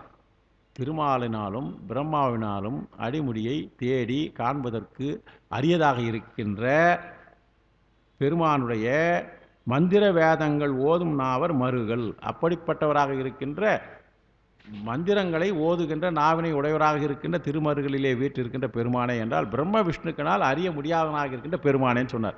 ஏன்னா வழக்கமாக 9வது பாட்டில் அவர் பிரம்ம விஷ்ணு சொல்லணும். மைந்த சொல்லாய் செந்தமிழோர்கள் பரவி ஏத்தும். இந்த இடத்துல பாருங்க, அங்கே வந்து அந்தணர்கள் பரவி ஏத்துன்னு சொன்னார். இங்கே வந்து செங்காட்டங்குடியிலே செந்தமிழோர்கள் படங்க. இது வந்து தமிழுக்கு ஒரு சிறப்பு இருக்கிற இடத்துல இந்த எடுத்துக்குவாங்க பெரும்பாலும் பேராசிரியர்கள். தமிழுக்கு சிறப்பு ஞான சம்பந்தம் சொல்லியிருக்காருன்னு. செந்தமிழோர்கள் பரவி ஏத்தும் சீர்கொள் செங்காட்டங்குடி. திருச்செங்காட்டங்குடியிலே இருப்பவர்கள் செம்மையான சிறந்த தமிழினாலே உம்மனை பரவுகிறார்கள், உம்மை வழிபாடு செய்கிறார்கள். அவர்கள் ஏற்ற இருக்கின்ற அங்கே என்ன பண்ணுறாங்க, செங்காட்டங்குடி அதனுள் கந்தம் அகில் புகையே கமழும் கணபதி ஈச்சரம். கணபதி ஈச்சரத்தினுடைய ஆலயத்தில் இப்போ வந்து அந்த இரவு பகல் ஆடுறத சொல்லலை. இந்த பாட்டில் மட்டும் என்ன சொல்கிறாரு, கந்தம் அகில், கந்தம் வாசனை பொருந்திய அகில்கள் அகில் புகையுடன் நிறைந்ததாக இருக்கின்ற கமழக்கூடியதாக இருக்கின்ற கணது ஈச்சரத்திலே நீ பெருமான் வீட்டிற்கு அங்கிருந்து இங்கே எதுக்காக வந்தேன்னு சொல்லி கேட்குறாரு. அந்தம் அரவணையானும் ஆதி நான்முகனும் அறிவறி. இப்போ எப்படி பிரிச்சுக்கணும்னாக்க அந்தம் அரவணையானும் ஆதி நான்முகனும் அறிவறி என்பதனால் எதிர் நிறை என்கிற ஒரு இலக்கணம் இருக்குது. இலக்கணம் இருக்கிறவங்க இங்கே யாரும் இல்லைன்னு நினைக்கிறேன். இப்போது இலக்கணத்துக்கு போகிறவங்க யாரும் இல்லை. இப்போ எதிர் நிறை என்று உரையாசிரியர் கொடுத்துருக்காரு. அந்தம் ஆதி அடிமுடி மந்திர வேதங்கள் அவை இருக்கு வேதங்கள். இப்போ பாருங்க மந்திர வேதங்கள் சொல்றார் இல்லையா. மந்திரம் கூட என்ன, இருக்கு வேதங்களில் இருக்கு மந்திரங்களும் இருக்கு வேதங்களிலே இருக்கு மந்திரங்களும் யதுரில் பிரயோகங்களும். இந்த வேதங்களில் என்ன சொல்றாரு ஒரு குறிப்பாக அவர் சொல்றாரு. இருக்கு வேதங்களே வேதங்கள் சொல்றாரு. இருக்கு வேதங்களே ருக்கு வேதத்தை சொல்றாரு. அதில் அடுத்தது யஜுர் வேதத்திலே அந்த மந்திரங்களை எவ்வாறு பிரயோகம் பண்ணிப்பது என்று தான் சொல்ல. யஜுர் என்கின்றதிலே மந்திர பிரயோகத்தை சொல்லுகிறார்கள் என்பது. சாமவேதத்திலே கானம் கானம் சொல்லல பாடுகின்ற முறையை கத்தினோம். வேதங்களை சொல்லியிருக்கிறார். அந்த வேதங்களை எந்த எந்த இடங்களிலே பிரயோகம் பண்ண வேண்டும் என்று சொல்லுகிறார் யஜுர் வேதத்திலே. யஜுரில் அதான் சொல்றாரு. அடுத்தது அது எவ்வாறு இசையோடு பாட வேண்டும், அதை பிரயோகம் பண்ணுறது மட்டும் இல்லை, வேதங்களை இசையோடு பாட வேண்டும் என்கிற ஒரு குறிப்பிடுவது எல்லாத்துலேயும் வடமொழியிலே கூட சாதாரணமான செய்தியாக நம்ம நினைக்க வேண்டியதில்லை. அதுலேயும் அந்த வேதங்களை எவ்வாறு பிரயோகம் பண்ண வேண்டும் இருக்கு. யஜுர் சாமம் அதர்வனம் என்பது மந்திரபூர்வமாக அதை எங்களுக்கு கொடுக்கவே இல்லை. இவர் இந்த 3 தான் சொல்கிறார். இந்த 3 தான் சொல்கிறார். ஆமாம் ஆமாம் அவுட்டு மேய்க்கிட்டு அதான் பிரயோகம் பண்ணுற போது உச்சரிப்பு சரியாலனா போச்சு. அதனால் வேதம் அந்தணர்கள் அப்படிப்பட்டவர்கள் இருக்கிறார்கள். பிரயோகங்களும் சாமம் கானங்களுமாக அமைந்திருக்கின்றன. வேதம் ஓதும் அந்தணர்கள் விளங்குகின்ற மருகிலே இருக்கின்ற பெருமான் இங்கே ஒரு அழகாக சொல்கிறார் பாருங்க. தண்டபாணி தேசிகர் என்ன ஒரு எடுத்து கொடுக்குறாரு. வேதம் ஓதுகின்ற அந்தணர்கள் இருக்கின்ற மருகிலே இருக்கின்ற பெருமான் செந்தமிழ் நூலோர் மருவி ஏற்றுகின்ற செங்காட்டங்குடியிலே விரும்பி வந்தது. ஏன்பா அங்கே இருக்கிற பெருமானுக்கு செங்காட்டங்குடி பெருமான் செந்தமிழர்கள் இருக்கின்ற செங்காட்டங்குடின்றார். செங்காட்டங்குடி சிறப்பு கொடுத்துருக்கிறார். அதாவது கந்தமே கமழும் என மாற்றுக. கந்தம் கமழும் இருக்குல்ல, கந்தமே கமழும். கந்தம் அகில் புகையே கமழும் இருக்கு இல்லையா. கந்தம் அகில் புகை கந்தமே கமழும் என்று பொருள் கொண்டாங்க. இன்னும் கொஞ்சம் நல்லா இருக்கின்றார். அந்தமும் அறிவறிய எதில் நிறை செந்தமிழோர்கள் பரவி ஏற்றுகின்றால் மறுகளில் மறையவர்கள் போற்றுதல் சிறப்பு. அதுபோல் செங்காட்டங்குடியிலே தமிழோர் போற்றுதல் சிறப்பு என்கின்ற ஒரு சிறப்பை இவர் பெரிய இவரானத்துக்கு உரையாசிரியரும் அவர் அந்த சிறப்பை கொடுத்துருக்காரு. 10வது பாட்டில் ஒரே ஒரு செய்தி தான். இலை மருதே அழகாக நாளும் மிகுதுவர் காயோடு சுக்கு தின்னும் நிலையமன் தேரரை நீங்கி நின்று நீதரல்வாதோடு மாமருகள் மலைமகள் தோள் புனர் வாயருளாய் மலை புமகள் தோள் புணர்வாயருளாய் மாசில் செங்காட்டங் குடியதனுள் கலைமலர் தோலுடுத்து எல்லியாடும் கணபதீச்சரம் காமுறவே. இங்கே இலை மறு என்பதை மருத இலை மறு அதாவது மறு தோன்றிய இலைன்னு பேர். அதுக்கு பேர் மருதானிக்கு மறு தோன்றிய இலையா? சரி, அதை சாப்பிட்றாங்களாமா அவங்க? மருத இலை மறு தோன்றிய இலை. இலை மருதே அழகாக நாளும் மிகு துவர்க்காய். இந்த மருதாணி இட்டுக்கொள்கிறார்கள் யாரு? சமணர்கள். அது சொல்றாரு. மருத இலை மறு தோன்றிய இலையை துவர்க்காய் என்பதுக்கு பாக்கு. அடுத்தது இந்த தேரர் சாக்கியர்கள். தேரர் என்பது சாக்கியர்கள். இவர்கள் என்ன பண்ணாங்களாம், கையில் மருதோன்றி சாயம் பூசி, அடுத்தது துவர்க்காயோடு சுக்கு தின்னும் என்பதற்கு வெற்றிலை பாக்கும் சுக்கும் தின்னுதல் சமணத்துறவியர் இயல்பு. சமணத்துறவி எப்படி இருந்தாங்கன்றது அழகாக பார்த்த மாதிரி சொல்கிறார். நேரம் அவர் தான் நிறைய பார்த்துக்கிறதுக்கு ஒரு வாய்ப்பு இருக்குது. இலை மருதே அழகாக நாளும் மிகு துவர்க்காயோடு சுக்கு தின்னும் நிலை அமன் தேரர். அப்படிப்பட்ட அமணர்கள் நீச்சரன். ஆமாம், சுக்கு சுக்கு அதோடு கூட பாக்கு. துவர்க்காய் என்பது சுக்கு. துவர்க்காய் என்பது பாக்கு தான். துவர்க்காய் என்பது பாக்கு. அடுத்தது தேரர் என்பது சாக்கு. சுக்கு தனியாக வச்சுட்டாங்க. சுக்கு சொல்ல வேண்டியதில்லை, அதையும் சாப்பிடுவாங்க பொழுது. நீதர் என்பார் இழிந்தோர். நீதர் என்று யாரை சொன்னால் இழிந்தவர்கள். நீச்சர் நம்ம சொல்கிறோம் இல்லையா, அதுதான் நீதர் என்பது தான் நம்ம நீச்சர் என்று மருவி வந்துட்டுருது. அப்படிப்பட்டவர் என்பதனுடைய போலி.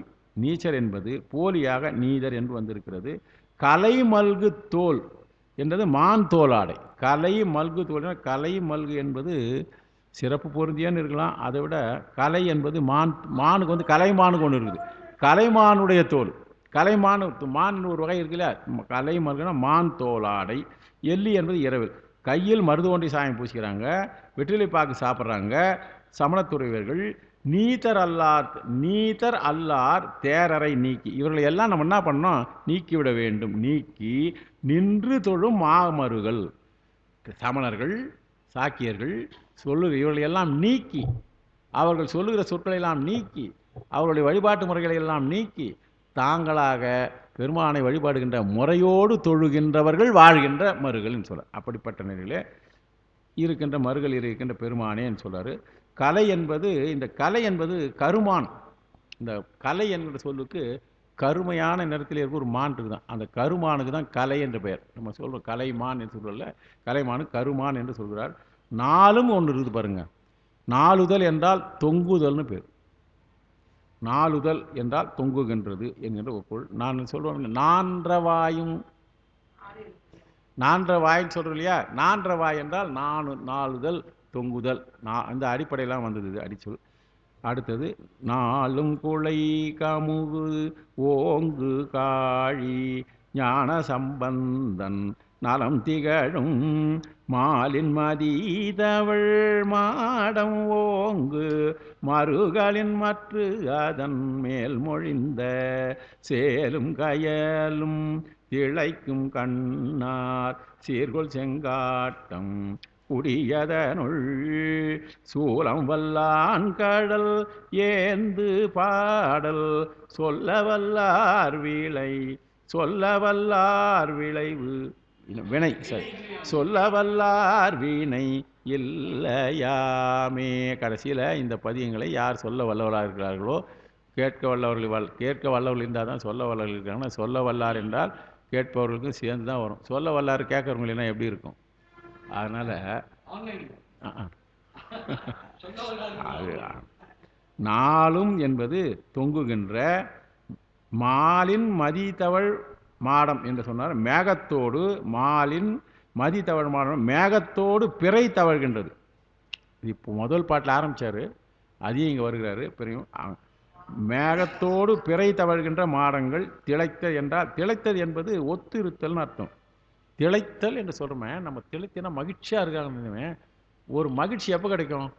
ரெண்டு பேரும் ஒத்து இருந்தால் தான் மகிழ்ச்சி கிடைக்கும். அந்த மகிழ்ச்சி திளைத்த என்பது ஒத்த என்ற பொருள். ரொம்ப சிந்திச்சு பார்த்தாக்கா அந்த ஒத்து இருத்தல் என்பதற்கு எவ்வளோ இருக்குது. திளைத்தல் என்பது ஒரு நாள் கிடைக்கக்கூடியதல்ல. இரண்டு பொருள்கள் ஒத்து இருந்தால்தான் திளைத்தல் ஏற்படும் என்பதற்கு சூலம் ஞானப்படையாய் மாய கண்பங்களுக்கு போக்குவதாய் ஆகலின் சூலம் வல்லான். சூலம் வந்து மாயத்துக்கு படை, ஞானங்களை விளைவிக்கக்கூடியது. ஆகையினால சூலம் வல்லான் கடல். சூலம் வல்லான் ஏன் சொல்லாருன்னா, மாயத்தை போக்குவது, ஞானத்தை கொடுக்கக்கூடியது. சூலம் வல்லான் கடல் என்று சூலத்தை வல்லவனார். சூலம் வல்லான்னா பெருமான் குத்தத்துக்காக வச்சுக்கிறார் மட்டும் இல்லை, ஏத்து பாடல், அவனை சொல்லுகின்ற பாடல். அவர்களுக்கு யார் வல்லவராக இருக்கிறார்களோ ஓரளவுக்கு புரிந்து கொண்டிருக்கிறவர்களுக்கு வினை இல்லை. அவர்களுக்கு வினையிலே இருந்து விடுபடுவார்கள். அவர்களுக்கு வினை இருக்கும், அந்த வினையை இல்லாமல் செய்துவிடும். வினை நீக்குவதற்காக உண்டான பெரும்பாலும் திருமுறைகள் வினை நீக்கத்திற்கு தான் உதவுகின்றது என்கின்ற ஒரு செய்தி. இதோட நம்ம 7ஆம் தேதி 8ஆம் தேதி வருகிறோம் என்று நினைக்கிறோம். 7ஆம் தேதி 8ஆம் தேதியும் திருவாலவாயும் கூட திருநள்ளாறும் சேர்ந்து வருகிறது. அதுக்கு அடுத்தபடியாக வேற ஒரு பாடல் வருகிறது. வந்து சந்திப்போம் என்று கூறி இதுவரை கேட்டிருந்த உங்கள் திருவடிகளை வணங்கி ஐயா அவர்களுக்கு என்னுடைய நன்றியை தெரிவித்து நிறைவு செய்கிறேன். தென்னாடுடைய சிவனே போற்றி, எந்நாட்டவர்க்கும் இறைவா போற்றி.